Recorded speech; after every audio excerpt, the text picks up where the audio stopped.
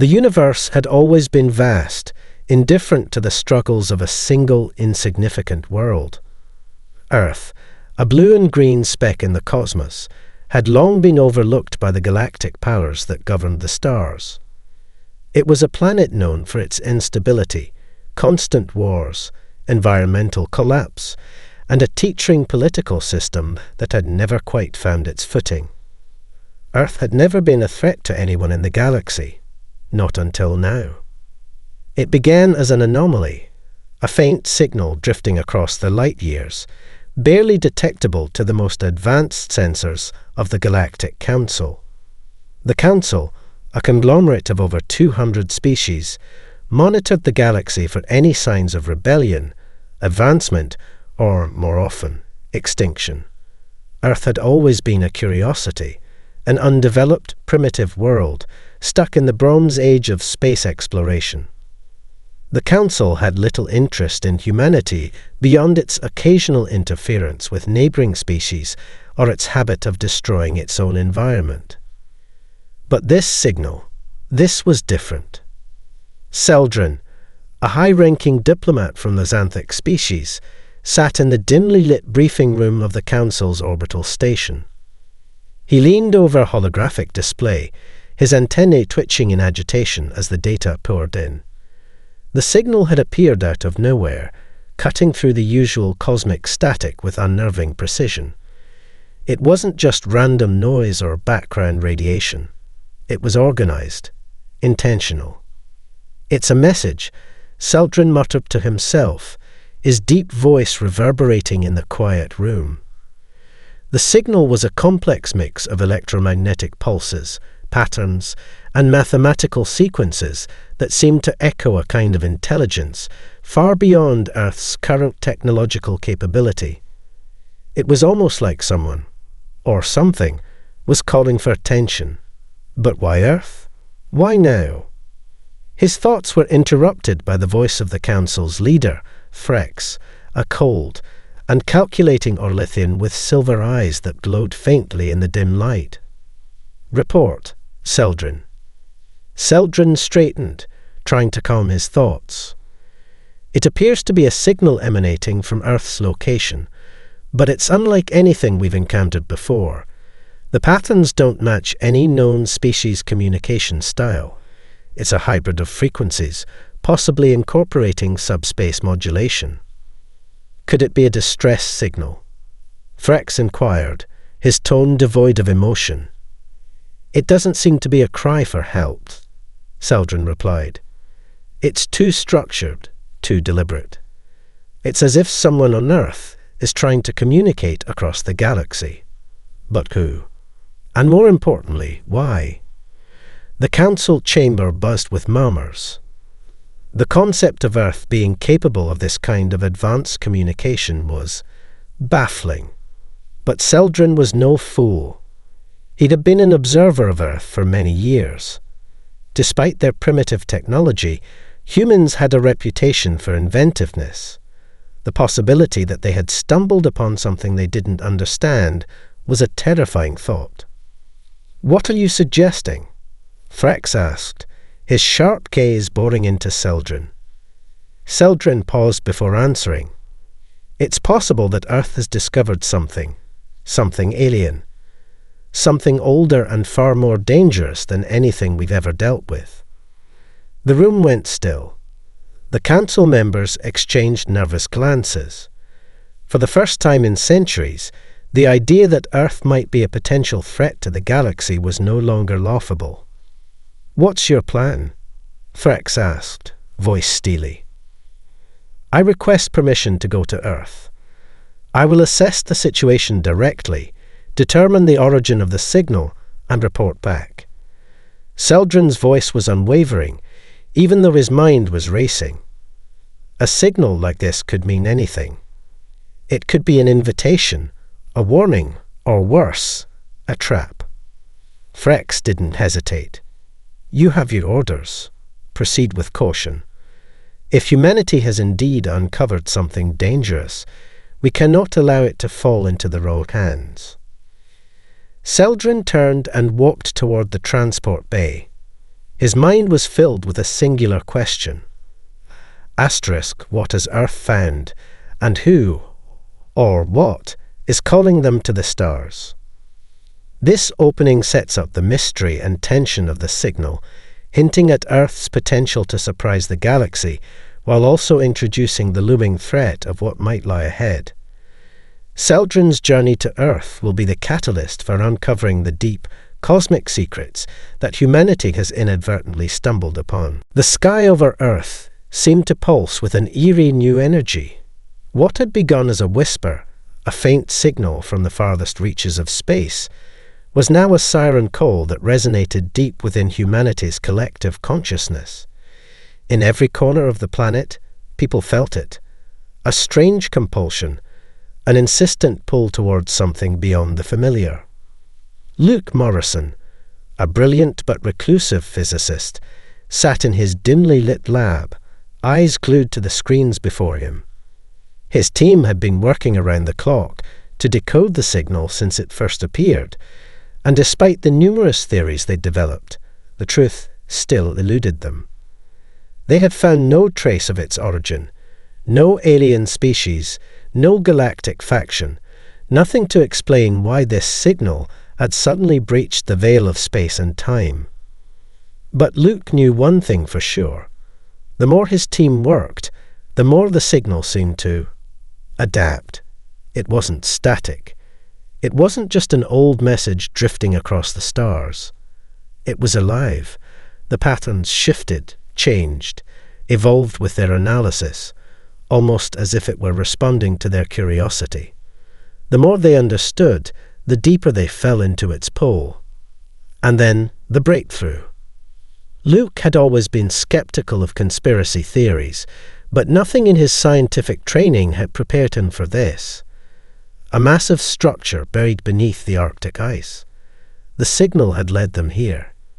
He felt an unshakable certainty as he stared at the satellite images. There was something down there, something ancient and enormous.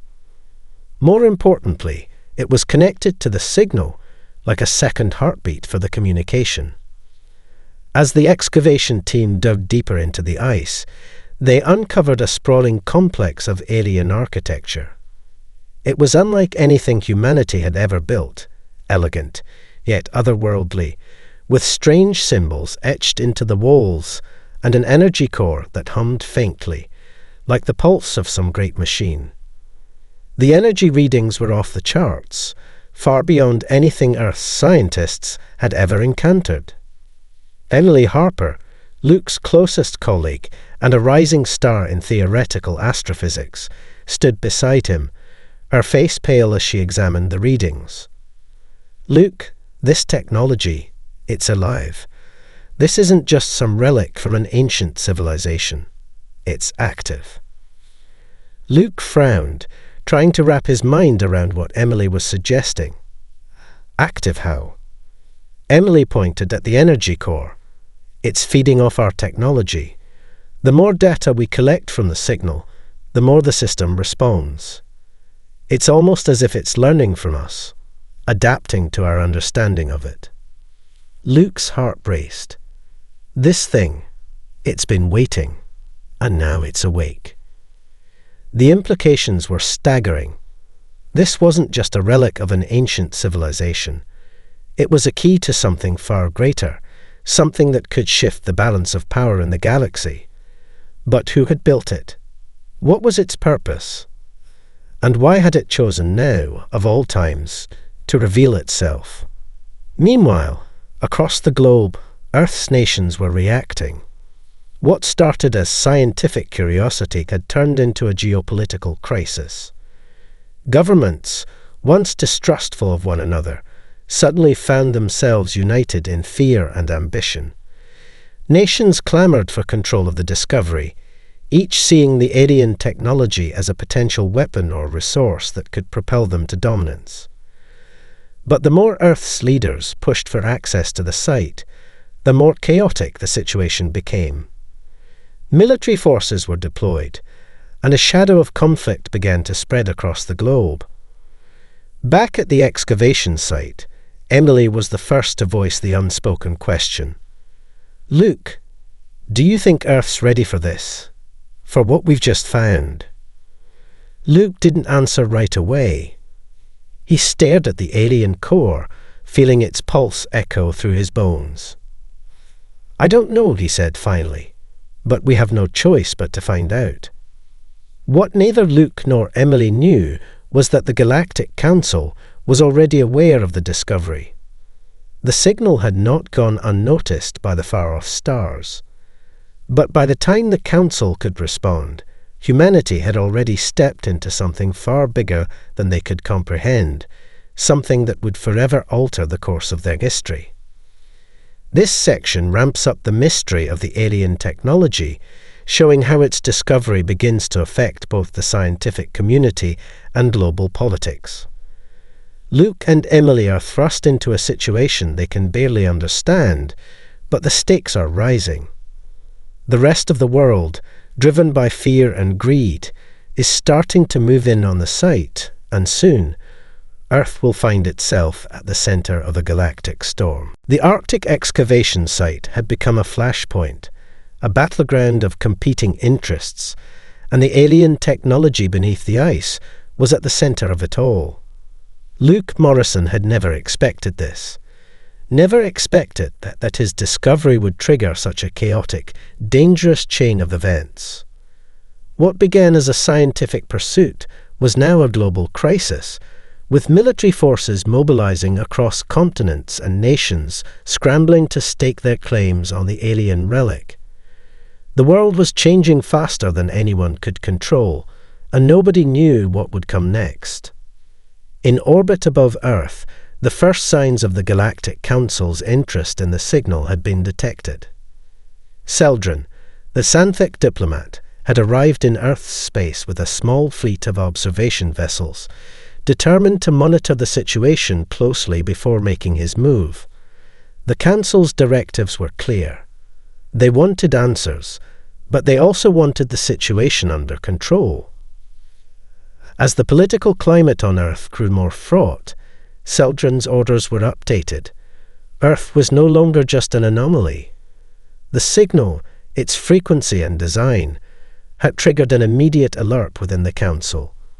If humanity had uncovered something dangerous, something powerful, it needed to be contained before it spiraled out of control. "Prepare for a limited intervention," Seldrin had said to his command staff. His voice was calm, but his expression was one of unease. "We will deploy a reconnaissance team to Earth. Our primary objective is to assess the situation, identify the origins of the technology, and determine whether it poses a threat. We will not act unless provoked." But on Earth, the situation was already escalating. As nations and corporations rushed to seize control of the excavation site, military leaders, many of them desperate for an edge in the mounting global tension, had begun to see the alien technology as a weapon, something that could turn the tide in any conflict. The United States, already equipped with cutting-edge military tech, was the first to deploy a specialized task force to secure the site. Led by General Michael Harding, a battle-hardened veteran with a sharp mind for strategy, the operation was swift. A fleet of newly designed drone carriers, powered by the same energy signatures emanating from the alien core, descended upon the remote base in the Arctic.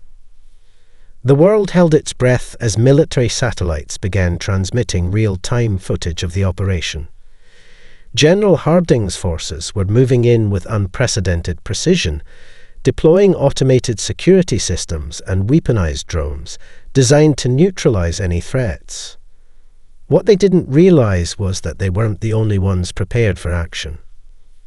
At the same time, deep within the excavation site, Emily Harper, Luke Morrison, and the rest of the research team had begun to tap deeper into the alien technology. With each passing day, the pulse of the energy core grew stronger. But something else was happening, something that both fascinated and terrified them.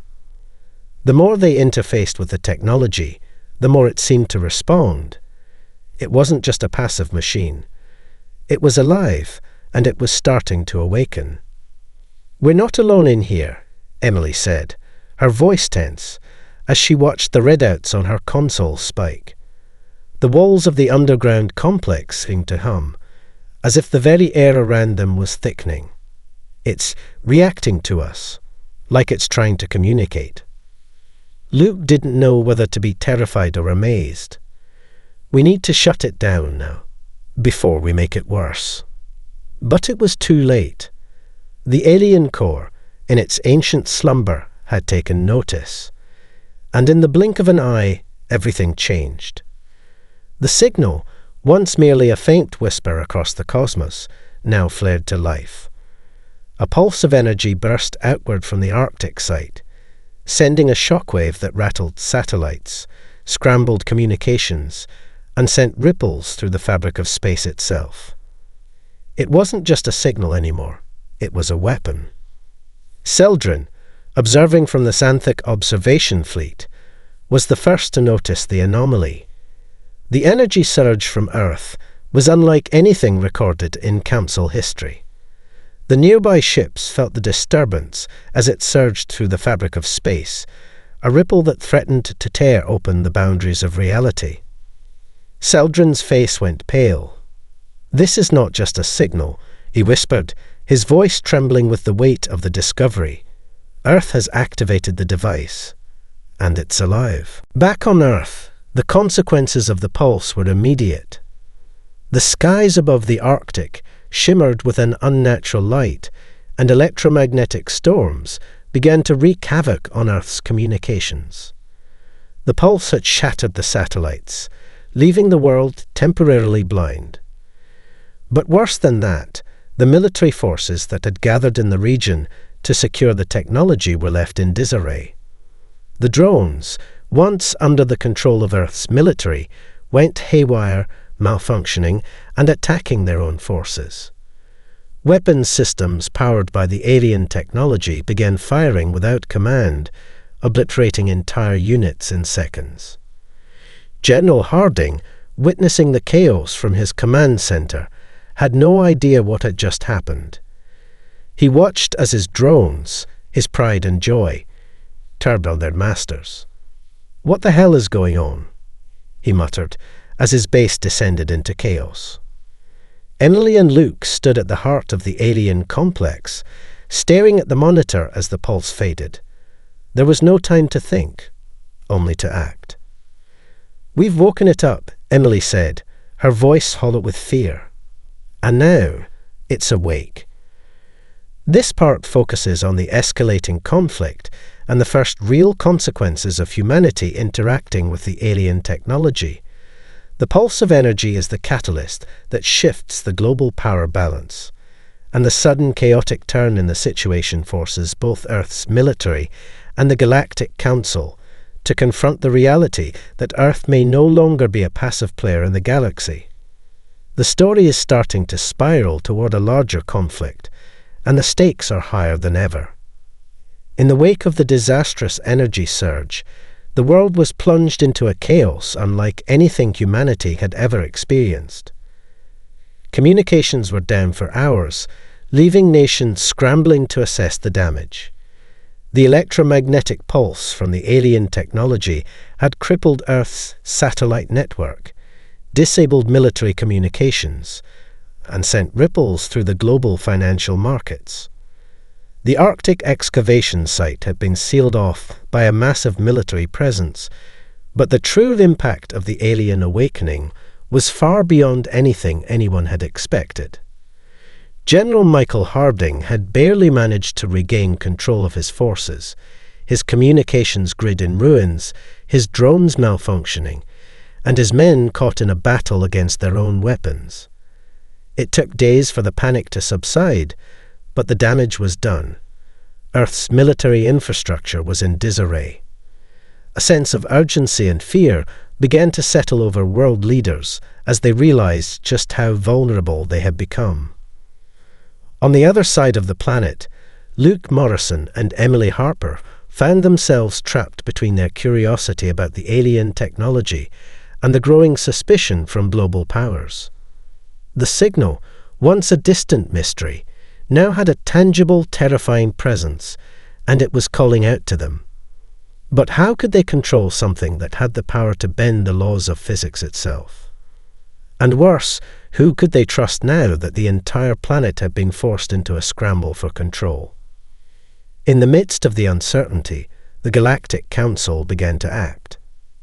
Seldrin, the Xanthic diplomat, had already known that Earth's discovery of the alien technology would spark unrest, but he had not anticipated this level of upheaval.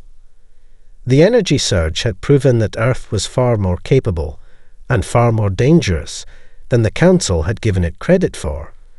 The signal was no longer a curiosity, it was a harbinger. And the Council, a complex network of species bound by treaties and mutual defense agreements, was growing increasingly divided over how to respond. Seldrin's message to Earth was clear. An emissary would be sent to negotiate a peaceful resolution before the situation spiraled further out of control. But Seldrin wasn't naive. He knew that diplomacy wasn't always the answer. The Council, after all, had its own interests to protect, and not all of them were aligned with Earth's survival. Back on Earth, Emily was pacing in the lab, anxiously awaiting news of the latest developments. Luke, sitting in front of his terminal, scrolled through the flood of incoming reports. It was clear that the situation was deteriorating faster than anyone could have predicted.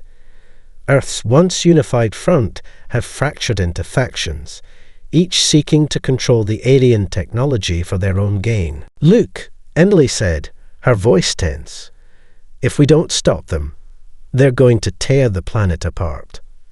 Luke looked at her, his expression grave. "We don't have a choice anymore. The technology, it's not just a weapon or a tool. It's something much larger than that. If we don't understand it soon, we'll lose control." But understanding it wasn't the problem. Control was. Meanwhile, the Galactic Council had dispatched a small fleet of vessels to Earth's orbit. Seldrin had been tasked with leading the diplomatic mission, but there was a growing sense among the Council that Earth might be more than just an out-of-control planet. It might be a threat. The councillors were divided. Some believed Earth should be brought into the fold, granted a seat at the galactic table, while others, led by the Orlithian leader Threx, argued that humanity's newfound power made them too dangerous. Seldrin's ship entered Earth's atmosphere, a sleek vessel designed for delicate negotiations. On board, the diplomatic team made preparations for what they hoped would be a peaceful first contact. The mission, however, was fraught with tension. What if humanity rejected their offers? What if the signal had awakened something darker? Seldrin couldn't shake the growing fear that Earth might not just be a target for the Council, it could be an adversary. As Seldrin's ship descended through Earth's atmosphere, another figure was already preparing for the arrival of the galactic emissary. General Harding, still reeling from the aftermath of the first test, had received intelligence that the Council's forces were already on their way. His orders were clear: hold the line. Earth could not afford to submit to anyone, not the Council, not the alien powers. Not now. He had already begun mobilizing his forces to ensure that Earth would be ready, regardless of the Council's intentions. At the same time, a mysterious faction of Earth's own government, led by the ambitious diplomat Victoria Latham, was advocating for a more conciliatory approach. "We can't fight them," she insisted at a meeting with the United Nations Security Council. "Not now. We have to offer them cooperation before we're destroyed." Luke, Emily, and Harding were caught in the middle of the brewing storm. Their fates, and that of all of humanity, now hinged on decisions that none of them were truly prepared to make. The stage was set for an uneasy alliance, one that could either save or destroy Earth, depending on how the pieces fell. It would take more than courage to navigate this delicate web. It would take trust, and trust was a commodity in short supply. This section explores the political and diplomatic tensions both on Earth and within the Galactic Council. The discovery of the alien technology has split humanity, with factions within the global community and the Council itself vying for control. Celdran's diplomatic mission, set against the backdrop of Earth's growing militarization, sets up the next stage of conflict, where alliances and betrayals will determine whether humanity rises or falls. As Earth teetered on the brink of global conflict, the skies above the planet darkened with the arrival of an uninvited guest. The Galactic Council's emissary, Celdran, had not yet reached Earth when the Jar warships appeared in orbit.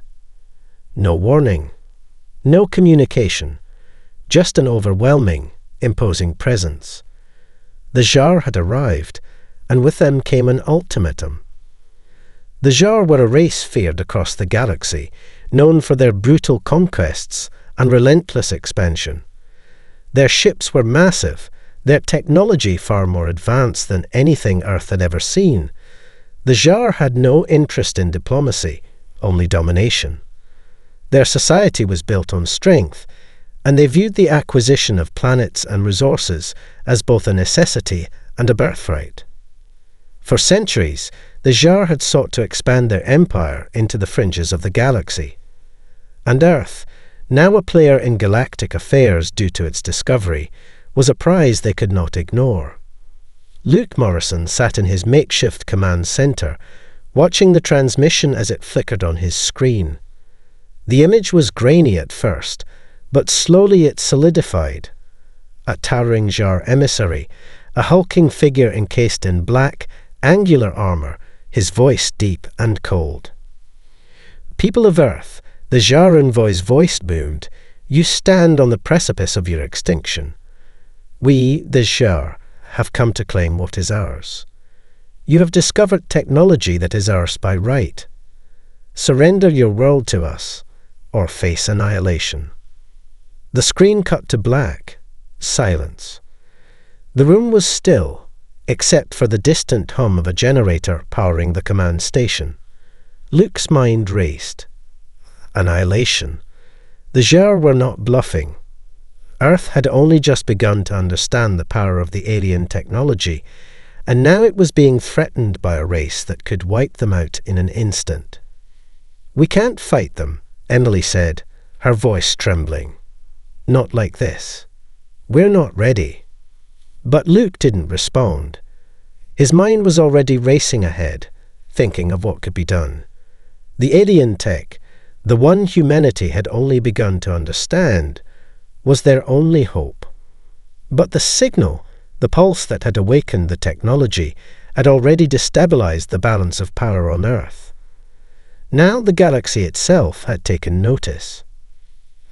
Asterisk, they've come for the tech, Luke realized, his voice low. Asterisk, they'll stop at nothing to take it. The Jar ships were no longer a distant threat. They were in Earth's orbit, their shadow looming over the planet. Each ship was a fortress, brimming with weapons capable of wiping out entire cities, entire countries in seconds. The Jar's approach wasn't subtle. It was a show of force, a reminder that in the galaxy, might made right. As Earth's leaders convened in emergency meetings, General Michael Harding's voice cracked through the chaos. "We're not backing down. We have to hold our ground." But his words felt hollow. Even the most advanced weapons Earth had developed using the alien technology seemed like little more than toys compared to the Jar fleet. Desperation set in. The military commanders began pushing for an immediate response. It was clear that diplomacy wasn't an option. The Jar weren't interested in negotiations. They only respected power. And so, Earth's leaders turned to Celdran, the Council's emissary, still en route. It was a gamble. If Celdran could persuade the Council to intervene on Earth's behalf, humanity might survive. But if the Council refused, or worse, sided with the Jar, the consequences could be catastrophic. Back on the surface, tensions were rising by the minute. In the streets, protests broke out. Some factions of the population, driven by fear and the will to survive, called for immediate surrender. Others, including hardened military groups and those who still believed in humanity's right to self-determination, vowed to fight. But without a clear plan, the world was spiraling into uncertainty. As the Jar prepared to make their first strike, the question remained, could Earth rally in time to defend itself? Could Seldrin, the only hope for a diplomatic solution, arrive before the Jar struck? And if diplomacy failed, if the Jar unleashed their fury, could humanity survive the full weight of their wrath? This section introduces the arrival of the Jar, a ruthless, warlike species with the power to obliterate Earth. Their ultimatum forces Earth's leaders into a corner, presenting the planet with a choice: surrender to a brutal empire or face annihilation. As the stakes escalate, Earth must decide whether to seek help from the Galactic Council or fight alone. The threat of the Jar looms large, and humanity is left scrambling for survival. The Jar's ultimatum echoed across Earth like the death knell of civilization. Their fleet, an armada of vast warships capable of crushing entire cities with ease, loomed menacingly above the planet. Nations were in turmoil. The world was teetering on the edge of war, caught between the brutal threat of alien conquest and a fractured global defense. Earth's leaders, desperate and uncertain, had only one hope left: the Galactic Council's emissary Seldrin. The timing couldn't have been worse. Seldrin's ship had entered Earth's atmosphere just hours before the Jar made their presence known. That Xanthic diplomat had been dispatched with the expectation of peaceful negotiations, but it was clear now that Earth's survival was at stake, and his mission had just shifted from delicate diplomacy to a last-ditch effort to prevent an all-out galactic war. Seldrin stood aboard his sleek vessel, eyes focused on the planet below. His heart pounded with urgency. The Jar were not creatures of reason. They were conquerors, and they never left a planet standing in their wake. Still, Seldrin couldn't help but wonder if there was hope for Earth. Their newfound technological prowess, powered by the alien technology they'd uncovered, could be a bargaining chip. But how could he convince the Council to act? The Council was divided, some factions siding with the Jar, seeing them as a necessary force to keep the galaxy in check. Others, like Seldrin, believed that Earth, with its potential, could become a powerful ally, if only it were given a chance. His mind raced with possible outcomes as his ship made its final descent to Earth. He could feel the weight of the galaxy's gaze upon him. His success or failure would decide the fate of an entire planet, and possibly the future of the Council itself. Back on Earth, the situation was equally dire. General Michael Harding had mobilized what remained of Earth's military forces, preparing for the worst. The Jar had begun to show their power by launching a series of devastating attacks on satellite stations, crippling Earth's communication networks even further. Without a way to coordinate their efforts, humanity was on the brink of complete disarray. Harding knew that Earth was not prepared to face a force like the Jar. They had barely scratched the surface of the alien technology, and their most advanced weaponry, now powered by that very tech, was still largely untested. He gathered his top officers in a small command room, the air thick with tension. "We need to hold them off until Seldrin gets here," Harding said, his voice steady but filled with the gravity of the situation. "If we can't make them understand we won't surrender, we might have to strike first." "Strike first?" one of the officers asked, his voice incredulous. "You want to take on the Jar. You saw what they did to our satellites." They could wipe us out in minutes. We're not surrendering, Harding replied firmly. If the Jar think they can take Earth without a fight, they're wrong. We'll give them every ounce of resistance we've got. Seldrin's our last shot at diplomacy, but we can't count on it. The room fell silent, the weight of his words settling over them. Outside, the hum of Earth's last line of defense, powered by the alien technology, stood ready, even as it paled in comparison to the might of the Jar fleet. Seldrin's ship finally touched down in a remote, heavily guarded location in the mountains of South America, far from the Jar's immediate reach. His landing was swift and precise.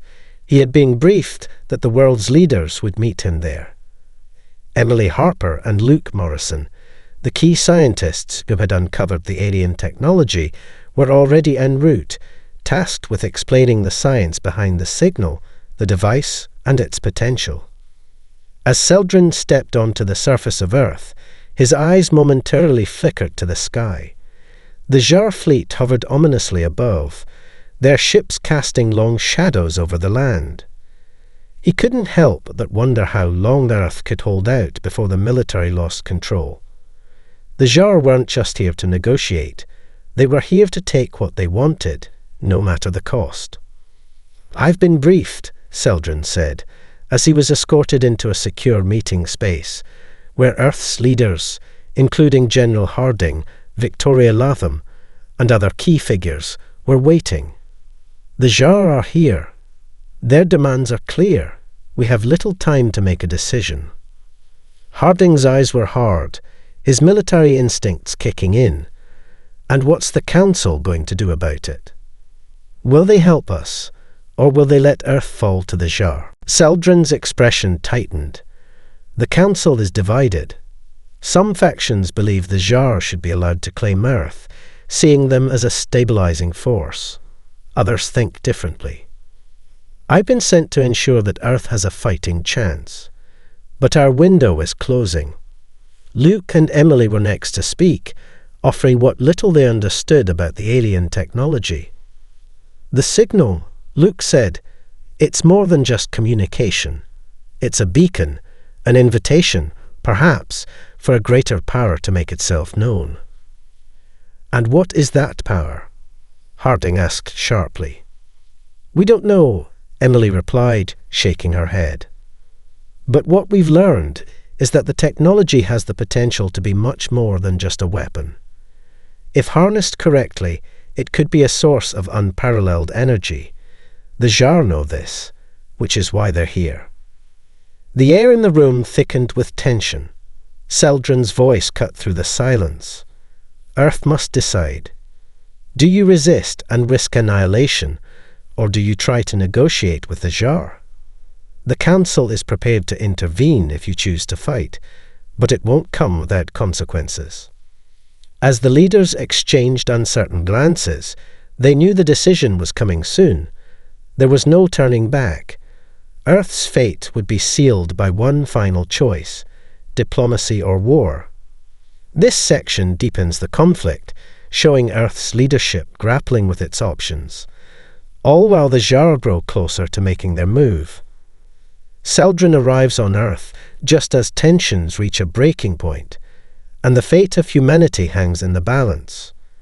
With the Jar poised for action, Earth must decide whether to trust the Galactic Council, hold its ground, or risk everything in a desperate stand.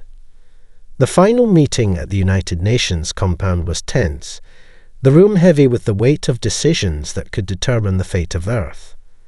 Seldrin, the Xanthec diplomat, stood at the center of the gathered leaders, his eyes scanning the faces of the representatives who now held the planet's future in their hands. General Harding, Emily Harper, Luke Morrison, and Victoria Latham were all present, each offering their perspective on the terrifying situation unfolding above. "The Jar are not here to negotiate," Harding's voice was sharp, the military commander's mind already running through tactical scenarios. "They came to take the alien technology for themselves. If we don't defend Earth, they will destroy everything." Emily Harper's face was pale, her hands trembling as she spoke. But that's not all they want, General. The signal, the technology, it's far more than just a weapon. We're sitting on something that could change the entire balance of the galaxy. If we don't control it, we don't know who else will. And if the Jar get their hands on it, they'll use it to enslave the galaxy. Luke finished for her. We're talking about the possibility of an entire interstellar empire, one that would crush any resistance beneath its boot heel. Victoria Latham, a diplomatic strategist, raised her hand to gain the floor. We have to think beyond fighting. The Jar are a military powerhouse, but they are not invincible. We can't fight them on equal terms. Surrender might be the only way to buy time. Time to understand the technology, to figure out how we can use it to our advantage. Time. Harding snapped. You want to surrender? To them. You think the Jar will honor any kind of truce? They'll take everything we've got, then wipe us out when we're no longer useful. Seldrin's voice interrupted the rising tension. General Harding, I understand your mistrust, but we are not without options. He turned to the Assembly. The Galactic Council has mobilized a peacekeeping force. We may be able to broker a ceasefire with the Jar, but it will require cooperation, and it may require something far greater. Greater. Harding echoed skeptically. Like what? The technology you've uncovered, Seldrin continued, is not just a weapon. It's an artifact of a race far older than the Jar, far older than any of us. The Council believes that unlocking its secrets could give Earth a foothold among the stars. But this technology also carries a warning, a test. The Jar are aware of this. If Earth attempts to fully access it, the consequences could be catastrophic, not just for your world, but for the galaxy itself. The room fell into stunned silence. Harding and Latham exchanged uncertain glances, their minds trying to process the weight of Seldrin's words. Emily leaned forward, a worried expression on her face. You're saying that the technology might not be safe, that activating it could trigger something we can't control. Precisely, Seldrin said. The Jar have already begun their campaign of subjugation. They are looking for power, but they are also searching for something. The key to unlocking this ancient power, if it exists, will not be found through brute force. At that moment, a screen on the wall flickered to life. A broadcast from the orbiting Jar fleet filled the room, and the voice of their leader, Marak, boomed through the speakers. We give you 1 hour to surrender Earth, Marak's deep, menacing voice echoed. The technology you have uncovered belongs to the Jar. It is not for primitive species to wield. If you refuse, we will raise your cities, your military, your entire existence to the ground. You have been warned. The transmission cut off abruptly, leaving only a heavy silence hanging in the room. Luke and Emily exchanged glances. The Jar weren't bluffing. They were ready to destroy Earth if it meant securing the technology. It was no longer just a fight for survival. It was a fight for the future of the galaxy itself. But how could humanity stand against such overwhelming odds? Seldrin turned to the Assembly once more. I sent a message to the Council, but time is short. We must act now. We have 2 choices, surrender and hope for a chance at survival, or fight the Jar with the limited power we have. But we cannot do this alone. Harding's voice was like ice. We don't have time for hope. We either fight them or let them wipe us out. The tension in the room was palpable. Earth's leadership was divided, but there was no time left for debate. The Jar were at the gates, and humanity had reached the edge of extinction. Meanwhile, high above the planet, the Jar fleet hung like a storm cloud over Earth's orbit. Their warships were preparing for the final strike. They had underestimated the planet once, but no longer. This time, they would leave no room for doubt. As Seldrin's ship remained in orbit, waiting for the Council's response, he knew that the hour of decision was upon them. Earth's resistance would have to come in a way no one had anticipated, an alliance with the technology they had so recklessly uncovered. But would they have the courage to unlock it? And if they did, would they be able to control it? This section intensifies the global and interstellar stakes as humanity faces a choice between surrender and desperate resistance. The arrival of the Tsar's final ultimatum forces Earth's leaders to make their decision quickly. The introduction of the ancient technology's true power creates a looming sense of danger, with Earth caught in a galactic struggle for survival and power. The stakes are at an all-time high, and Earth's future hangs in the balance. The countdown had begun. Earth's leaders, divided and desperate, had come to a singular, grim conclusion. There would be no surrender. Humanity could not bow to the Tsar. The alien technology, a gift and a curse, would be their last hope, and their greatest risk. As the Tsar fleet moved into position, their ships forming an intimidating arc above Earth, General Harding gave the final orders. The world's military forces, now united under one banner, scrambled to activate every weapon, every defensive measure available. The pulse weapons, powered by the same alien technology that had started this crisis, were their only chance of holding off the overwhelming might of the Tsar. But time was running out. The Tsar fleet was already preparing for its first assault, its weapons charging in the cold emptiness of space. Their message had been clear: 1 hour to surrender, or face total annihilation. It had been 15 minutes.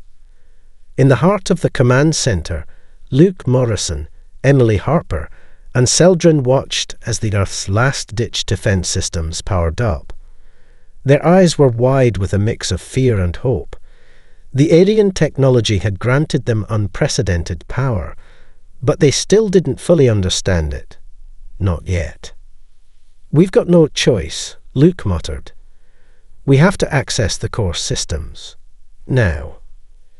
Emily nodded, her fingers flying across the console. The ancient signal, the one that had awakened the dormant technology buried in the Arctic, was still pulsing faintly. It was a beacon, a guide. But it was also a trap. The core interface, it's locked down. We're going to need more than just our military strength. We need to connect to the source. Seldrin stepped forward. "I can help with that. The technology calls to me. The Xanthic have studied similar devices in the past, but even we do not understand its true nature.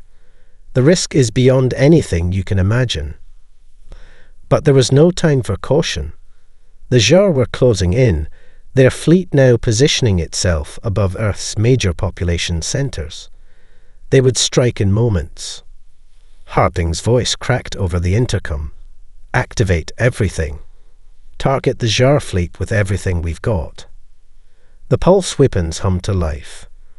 The sky above Earth lit up as energy beams surged from ground-based facilities, arcing toward the Tsar ships in an attempt to destabilize their hulls. The Tsar retaliated almost instantly. A single shot from one of their massive warships hit a city in Europe, disintegrating a full quarter of the city's infrastructure in a single blast. Emily and Luke exchanged a grim look. "It's not enough," Emily whispered. "Our tech can't stand up to their firepower." Seldrin stepped up to the console, his fingers moving quickly over the alien interface. His voice was low, but urgent. "I can help. I must." Without hesitation, Luke and Emily allowed him access to the systems, watching as Seldrin's alien hand worked through the sequences. As he did, the signal from the technology began to intensify, its pulse growing stronger, almost like a heartbeat. The ground beneath them trembled. "What's happening?" Luke asked, his voice rising in panic. "Something is awakening," Seldrin answered, his voice strained. "The technology, it's responding to my presence. The energy, it's reacting to the jar, to the threat. It's more than we imagined." The room was bathed in a sudden, brilliant light as the alien core reached full power. The hum of the Earth's weapons intensified, as if the planet itself was preparing to fight back.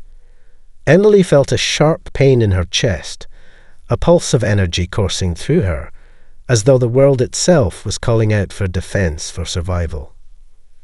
Outside, the Jar fleet was preparing its final assault.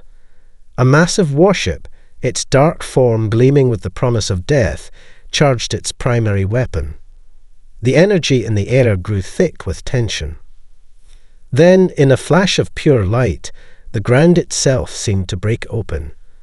A colossal pulse of energy, far stronger than anything Earth had ever unleashed, blasted toward the Jar fleet. The air shimmered with the force of it, the very fabric of space seeming to ripple with the power of the ancient technology now fully awakened. The first wave of Jar ships disintegrated in the blast, their shields useless against the concentrated energy. The remaining ships faltered, their weapons disrupted by the force of the pulse. But the battle wasn't over. The Jar retaliated in kind, launching their own devastating counterstrikes. Seldrin stumbled back, his face pale. "The technology is unstable. It cannot be controlled." "Then we have to hold it together," Emily shouted. Just as it seemed the last remnants of Earth's resistance would be overwhelmed, something unexpected happened. The pulse, as if it had a will of its own, surged again, but this time it focused. It redirected. It expanded outward, reaching toward the Jar fleet like an invisible hand, not to destroy, but to contain. The Jar ships began to slow, their systems locking up, as though they were trapped in a web of energy. It was as if the alien technology had created a barrier, a wall of force that held the Jar at bay. The fleet's movement became erratic, as though it couldn't escape the field. "Is it working?" Luke asked, watching the screen as the Jar ships lost their cohesion. The pulse remained, a barrier in space holding the Jar fleet hostage. But the pressure was immense, an unstoppable force, both magnificent and terrifying. "We can't keep this up for long," Seldrin said, his voice strained. "The energy is too much. It will implode." Suddenly, a new transmission came through, crackling over the speakers. It was from the Galactic Council. "We are intervening," a voice said. "Stand down. The Jar fleet is to be disabled. Earth will not be destroyed." Seldrin's eyes widened. The Council has intervened. They've seen the threat. They are stopping the Jar. As the final moments of the battle unfolded in a surge of light and energy, humanity's last stand was marked not by destruction, but by the sheer will to survive. The galaxy had taken notice. Earth was no longer a backwater world. It was a force to be reckoned with. But as the last of the Jar ships retreated, a sobering truth settled over the survivors. The war had only just begun. This final part concludes the battle between Earth and the Jar, with humanity harnessing the alien technology in a desperate but ultimately successful defense. The intervention of the Galactic Council signals that Earth has earned its place in the galaxy, but the price of survival may be higher than anyone anticipated. As the dust settles, Earth is left with a new understanding of its place in the cosmos and a new, uncertain future.